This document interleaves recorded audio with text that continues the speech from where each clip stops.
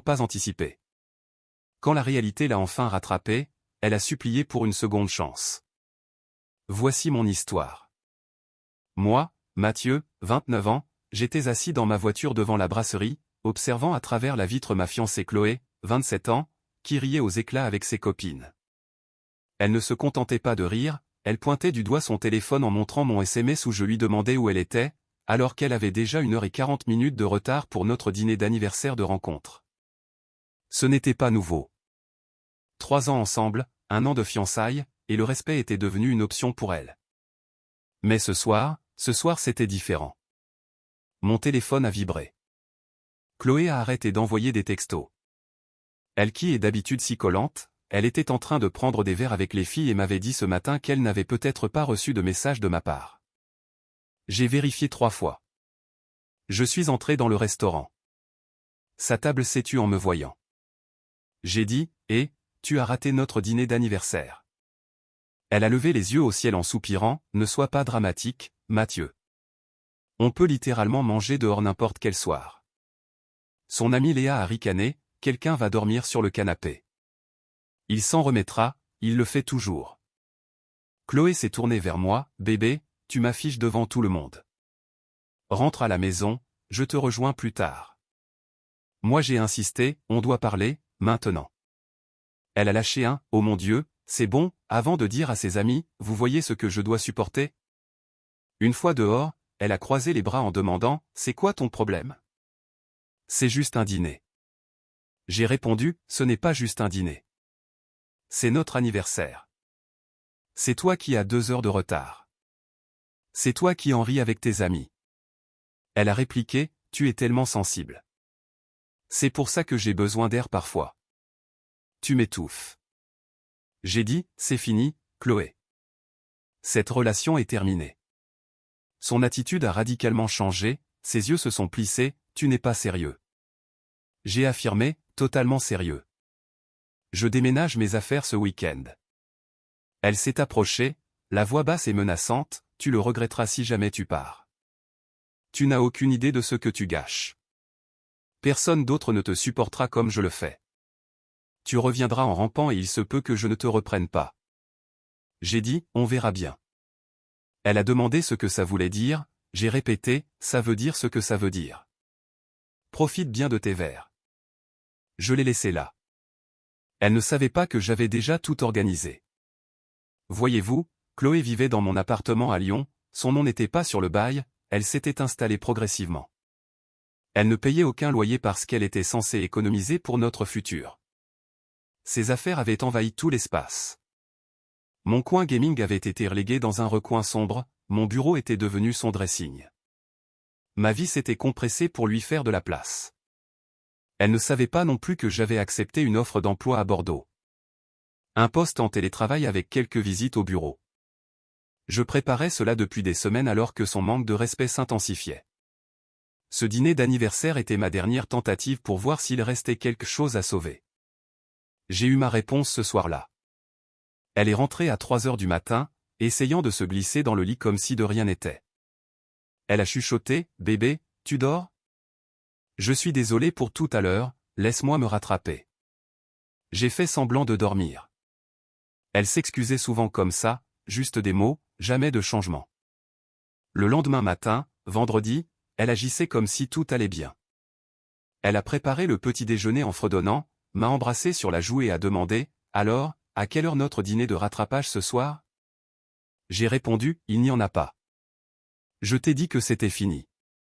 Elle a ri, allez, ne fais pas ton gamin. J'ai dit que j'étais désolé. J'ai répliqué, quand ça? Hier soir quand je dormais? Écoute, je ferai les cartons ce week-end. Tu devrais te trouver un nouveau logement. Son visage s'est durci, tu ne me plaques pas et je ne déménage pas. Essaie de me mettre dehors pour voir, je vais te faire vivre un enfer. Tu n'as aucune idée de qui tu cherches. J'ai dit d'accord, j'ai prétendu aller au travail, mais j'ai envoyé un message à mon frère Thomas, c'est bon pour demain matin, 6 heures. Chloé a passé la journée de vendredi à faire du love bombing. Elle a cuisiné un dîner élaboré, a porté la robe que je lui avais achetée l'année dernière, n'arrêtait pas de me toucher le bras et de jouer avec ses cheveux. Elle disait, tu te souviens de notre voyage à Nice l'été dernier? On était si heureux, on peut revivre ça. J'ai rappelé, le voyage où tu as passé tout ton temps sur Instagram à te plaindre de l'hôtel que j'avais réservé? Elle a bafouillé, j'étais juste fatigué par le trajet, mais il y a eu des bons moments, non? Je lui ai dit que j'étais fatigué et que j'allais me coucher. Elle m'a suivi dans la chambre, tu vas vraiment jeter 3 ans pour un seul dîner? J'ai répondu, ce n'est pas un dîner, c'est un schéma répétitif. Tu le sais. Elle a lancé, tu ne trouveras jamais quelqu'un comme moi. J'ai conclu, c'est tout l'intérêt. Elle a dormi sur le canapé, ce qui m'a facilité la tâche. Samedi, 6 heures, mon frère est arrivé avec sa camionnette et 2 amis. J'avais déjà emballé l'essentiel durant la semaine, vêtements, électronique, documents, tout était déjà dans ma voiture. On a travaillé vite et en silence pour les meubles. Mon installation informatique, mon bureau, mes meubles d'avant l'ère Chloé. Tout ce qui m'appartenait avant qu'elle ne colonise l'appartement. Chloé s'est réveillée à 7h30 à cause du bruit.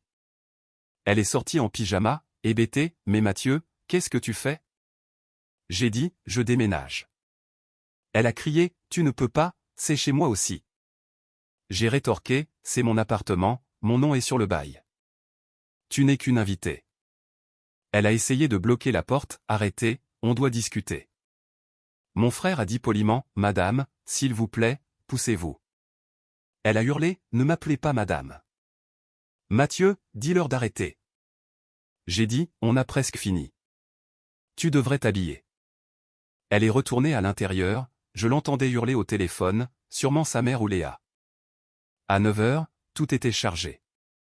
J'ai laissé tout ce qu'elle avait acheté, ses décorations, les meubles qu'elle avait choisis.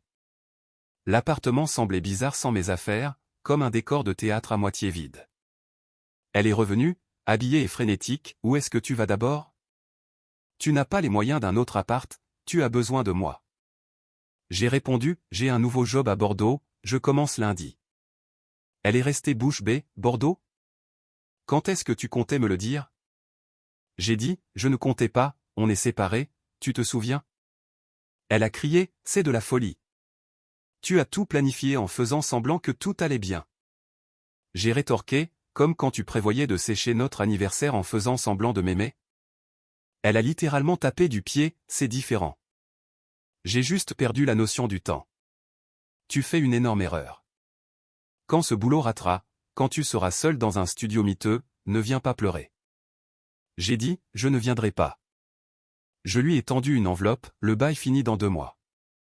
Le numéro du propriétaire, Monsieur Lefebvre, est dedans si tu veux reprendre le bail ou trouver autre chose.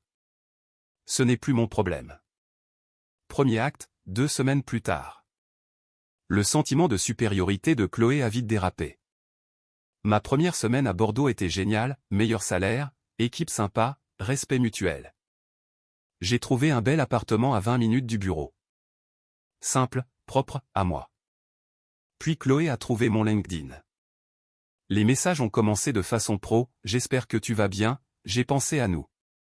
Puis c'est devenu désespéré, s'il te plaît, parle-moi, on peut arranger ça. Et enfin colérique, tu es un lâche, les vrais hommes ne s'enfuient pas. Je l'ai bloqué. Elle a créé de nouveaux profils, je les ai bloqués aussi. Elle a appelé ma mère en pleurant. Ma mère m'a appelé, Mathieu, qu'est-ce que tu as fait à cette pauvre fille? J'ai expliqué, j'ai rompu après qu'elle m'a manqué de respect pour la 1000e fois. Ma mère a dit, elle dit que tu l'as abandonnée sans rien. J'ai répondu, je l'ai laissée dans l'appartement où elle vit sans payer de loyer depuis 2 ans. Quel monstre je fais? Ma mère a ajouté, elle a le cœur brisé. J'ai précisé, elle est au chômage et va perdre son logement gratuit, c'est différent.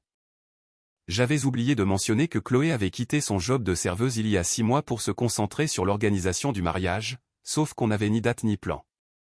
Elle voulait juste être influenceuse et postait des photos de ses tenues qui récoltaient péniblement 47 likes. La véritable escalade a eu lieu quand elle a réalisé que je ne reviendrais pas. J'ai reçu un appel de mon ancien propriétaire, Monsieur Lefebvre, Monsieur, votre ex-petite amie pose problème. J'ai demandé pourquoi. Il a expliqué qu'elle disait aux voisins que j'habitais toujours là, qu'elle commandait de la nourriture à mon nom et que quand le livreur demandait à me voir, elle prétendait que j'étais sous la douche. C'était de la fraude. Puis sont arrivées les notifications Amazon. Des alertes pour des commandes que je n'avais pas passées sur mon compte Prime dont elle avait gardé le mot de passe, 3200 € de commandes en attente, vêtements, chaussures, maquillage, un nouvel ordinateur portable. J'ai tout annulé, changé tous mes mots de passe et supprimé mes moyens de paiement enregistrés. Elle m'a appelé depuis le téléphone de Léa 1 heure après. « Qu'est-ce que tu as fait ? Mes commandes ont été annulées. » J'ai dit, « Tu as essayé de me voler. » Elle a osé répondre, « Ce n'est pas du vol, tu me dois bien ça pour 3 ans de ma vie. » J'ai demandé, « Pourquoi ? Pour avoir vécu gratuitement ? Pour avoir démissionné ? Pour m'avoir abaissé sans cesse ? » Elle a crié, « Je construisais notre futur en faisant du shopping. Tu as ce nouveau job bien payé, tu peux te le permettre. » J'ai dit, « Ce n'est pas la question. Ne me recontactez plus ou je porte plainte pour tentative de vol et harcèlement. » Elle a raccroché mais n'a pas arrêté. Elle a posté sur Facebook un long texte sur son ex abusif qu'il avait laissé sans abri et sans le sou, taguant tous nos amis communs. Certains l'ont cru, j'ai perdu quelques amis, mais ça en valait la peine pour filtrer ceux qui croient n'importe quoi sans me demander ma version. Mon frère m'a envoyé des captures d'écran. Elle avait posté des photos de l'appartement vide avec la légende, « Il a tout pris, voilà à quoi ressemble l'abus narcissique. » Les commentaires étaient délirants, ses amis la soutenaient, « Il ne te méritait pas, poursuis-le pour préjudice moral. » Puis quelqu'un de logique a écrit, « Attends, tu n'avais pas posté le mois dernier que tu avais séché son anniversaire pour aller en soirée ?» Chloé a supprimé le commentaire illico.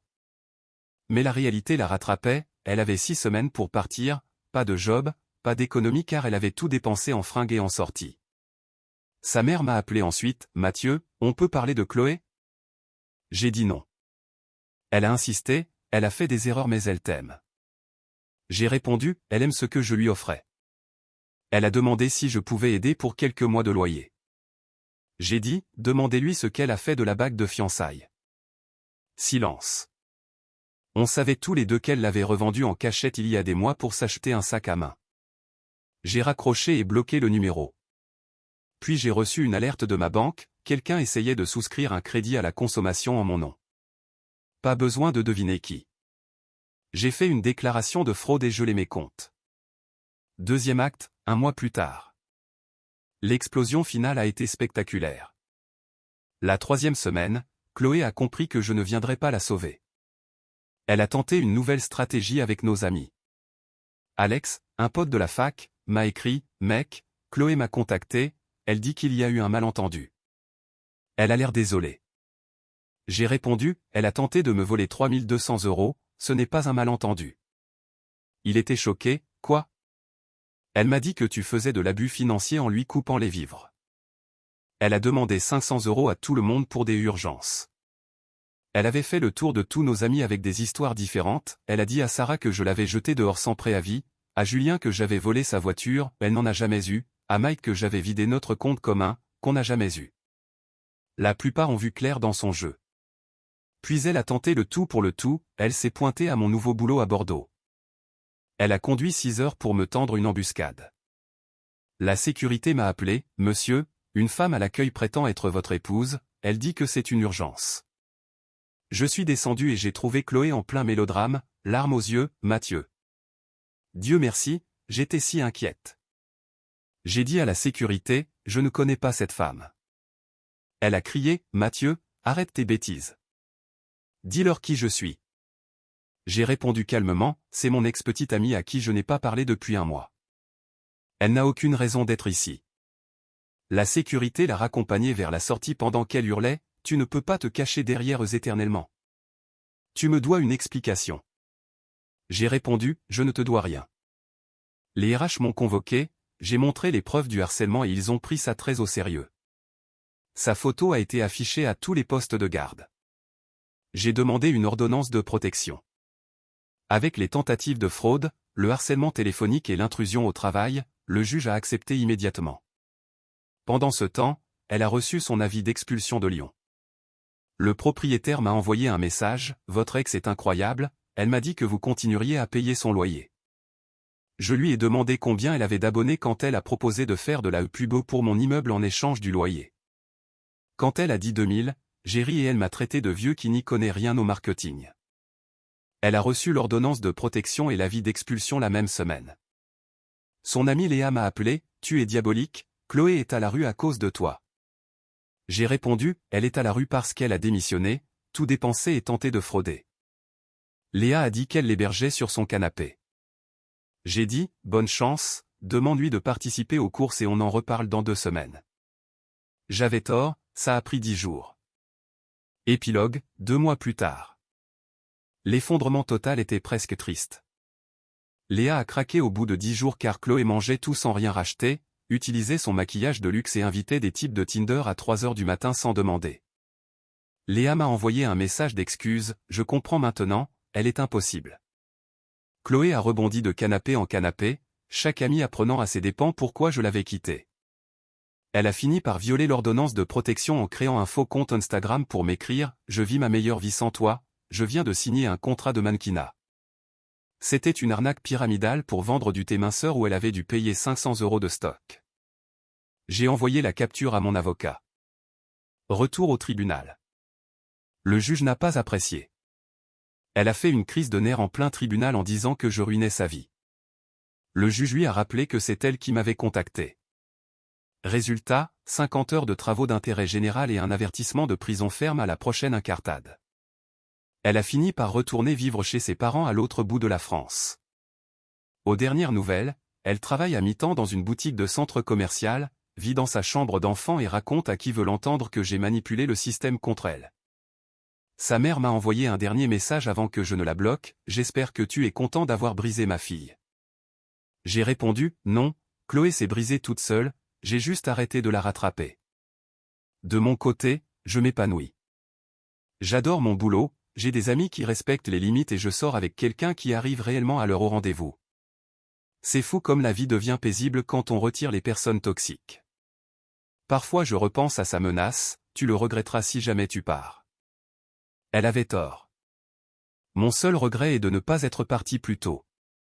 La morale de l'histoire ? Quand quelqu'un vous dit que vous regretterez de l'avoir quitté, c'est généralement l'univers qui vous envoie un signal pour courir plus vite. Il m'a fallu 3 ans pour l'écouter, mais quand je l'ai fait, c'est devenu le meilleur tournant de ma vie. Chloé voulait que je voie ce qui me manquerait sans elle. C'est fait.